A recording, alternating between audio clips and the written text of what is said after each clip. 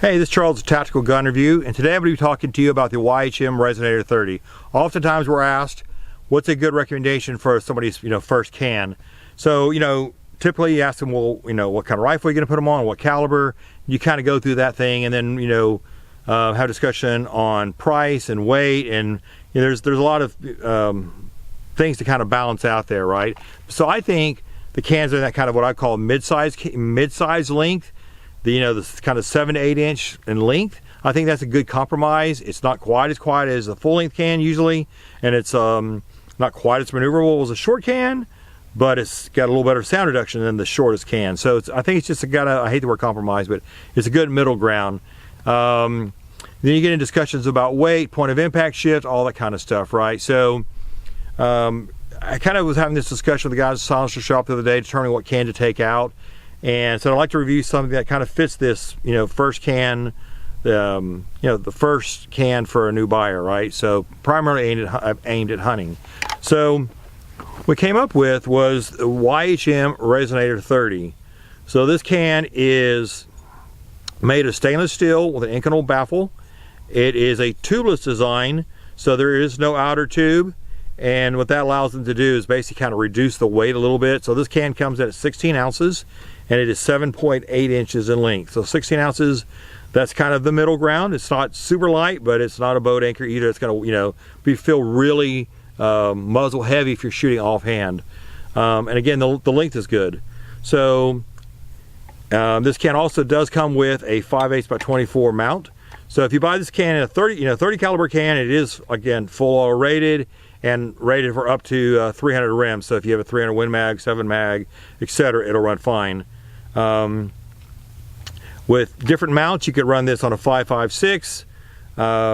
With the same amount, you could run on a 6.8 or 300 Blackout, 6.5 Grendel, etc. So the cool thing on this, the price on Silencer Shop website is $502.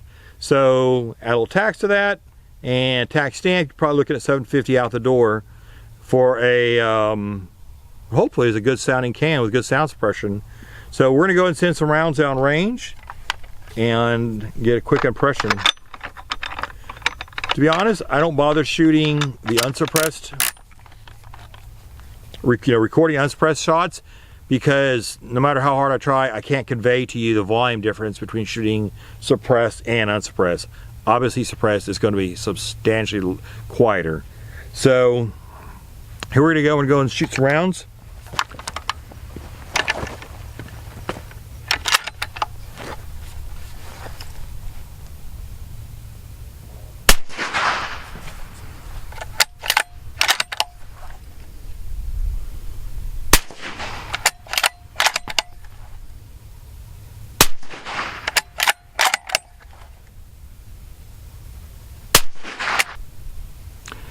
So quick impressions after shooting a few suppressed rounds. It does a great job on the sound suppression. I think it has a pleasing sound to the ear. It's not high pitched. It did not feel the least bit unpleasant to my ear. And again, this is coming out with 16-inch barrel 308. So a longer barrel to have even a little more sound suppression. They claim it has a 135 dB rating shooting 308. So this is a 16-inch with 175 grain Barnes Black Hills. So anyway, I think it's a great sounding can. We're going to do some point of impact shift testing and see how that works out. So what I'm doing is I've got my camera set up. I'm about 10 yards off the target, and I got the camera facing the steel target, and I've got the microphone facing uprange. So you'll hear the sound as it's being emitted from the rifle 100 yards away. And then, you will hear still impact, but that should be later. You should hopefully be able to distinguish between the two.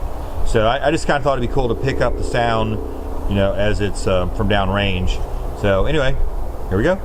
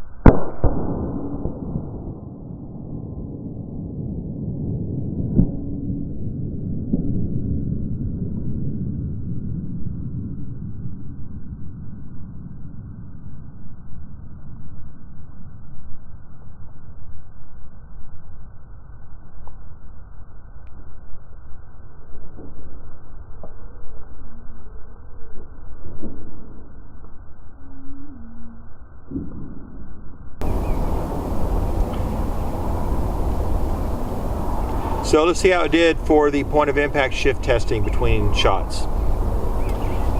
Quick note, my rifle sighted at the different can. I was not concerned about a slightly different point of aim, point of impact difference between what my gun is sighted in for with my can versus this can. So, disclaimer. Anyway, I was aiming here, did 5 shots, shot, took the can off, put it back on, took another shot, took the can off, put it back on, did that 5 times.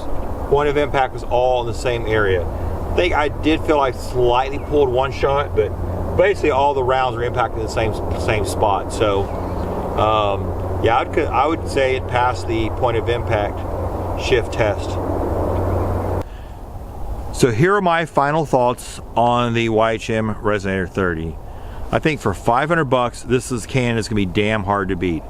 You've got great sound suppression. It's mid-size.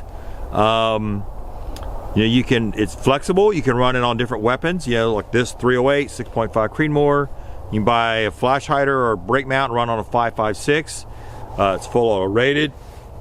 So I think, man, especially if you're buying your first can, this is gonna be damn hard to beat. And I took it out hunting. Unfortunately, nothing that I wanted to shoot came within range. But anyway, I'd have no qualms running this myself. And yeah, I mean, I think they did a great job on it. So go check out the Silencer Shop. And the cool thing about them, obviously, is you know, you can do everything you need to. You can do your truss. You can ship to your local dealer if you're out of the area. So if you're in Austin, you're in luck. But again, YHM Resonator 30. Go check it out at www.silencershop.com. Thanks.